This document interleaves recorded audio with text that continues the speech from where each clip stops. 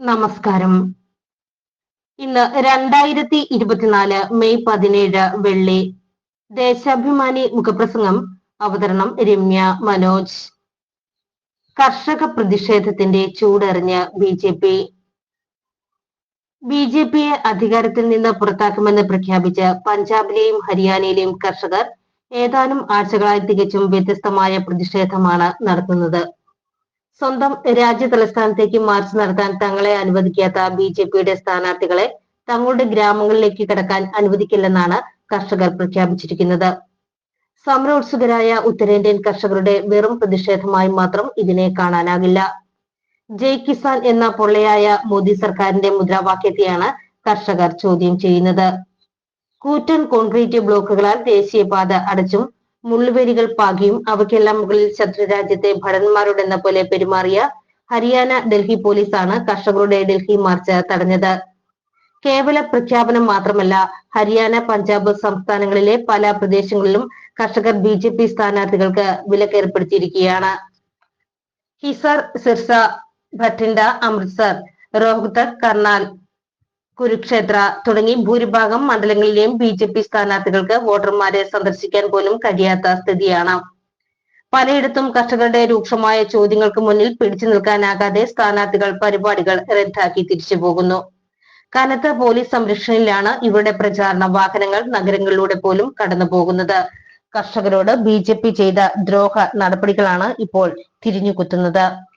താങ്ങുവില നിയമപരമാക്കുന്നതടക്കമുള്ള വിഷയങ്ങൾ ഉന്നയിച്ചും ഒന്നാം കർഷക സമരം ഒത്തുതീർപ്പാക്കുമ്പോൾ കർഷകർക്ക് നൽകിയ ഉറപ്പ് പാലിക്കണമെന്നാവശ്യപ്പെട്ടും കർഷക സംഘടനകൾ പ്രഖ്യാപിച്ച ഡൽഹി ചലോ മാർച്ച് ഹരിയാന അതിർത്തിയിൽ കേന്ദ്ര സംസ്ഥാന സർക്കാരുകൾ തടഞ്ഞത് ചൂണ്ടിക്കാട്ടിയാണ് ബി.ജെ.പിക്കെതിരെ പ്രതിഷേധം. പഞ്ചാബ്, ഹരിയാന സംസ്ഥാനങ്ങളിലായി ഇതുവരെ നൂറുകണക്കിന് പ്രതിഷേധങ്ങൾ അരങ്ങേറി. പ്രധാന നഗരങ്ങളിൽ മാത്രം പ്രചാരണം നടത്തുന്ന ബി.ജെ.പി ഇരു സംസ്ഥാനങ്ങളിലെയും 60% വരുന്ന ഗ്രാമീണ വോട്ടർമാർക്കിടയിലേക്ക് ഇറങ്ങിച്ചെല്ലാനാകാത്ത നാണക്കേടിലാണ്.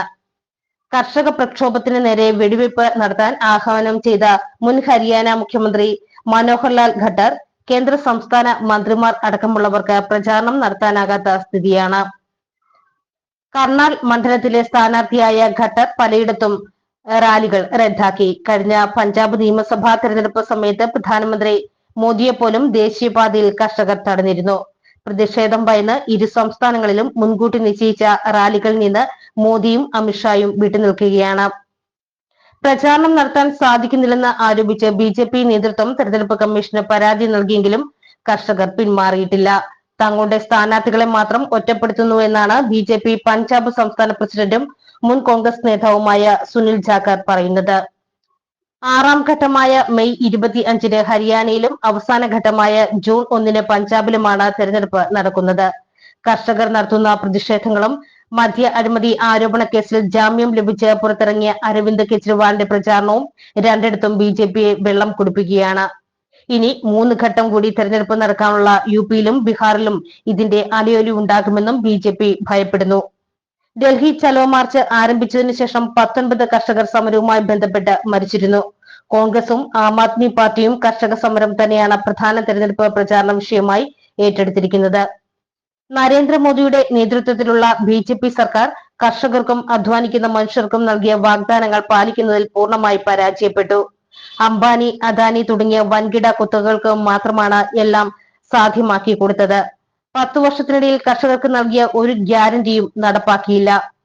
കോർപ്പറേറ്റ് കൊള്ളയ്ക്കും കാർഷിക മേഖലയുടെ കോർപ്പറേറ്റ് വൽക്കരണത്തിനും കൂട്ടുനിൽക്കുന്ന നയങ്ങൾക്കും വ്യാജ വാഗ്ദാനങ്ങൾക്കുമെതിരെ കർഷകർ തുടരുന്ന വിട്ടുവീഴ്ചയില്ലാത്ത നിലപാട് ബി.ജെ.പിയുടെ തോൽവി ഉറപ്പുവരുത്തുക തന്നെ ചെയ്യും. മോദിയുടെ വർഗീയ വിദ്വേഷ പ്രസംഗങ്ങളിലൂടെ കർഷകരുടെ ഐക്യം തകർക്കാൻ കഴിയില്ലെന്നാണ് ഇപ്പോൾ വ്യക്തമായിക്കൊണ്ടിരിക്കുന്നത്.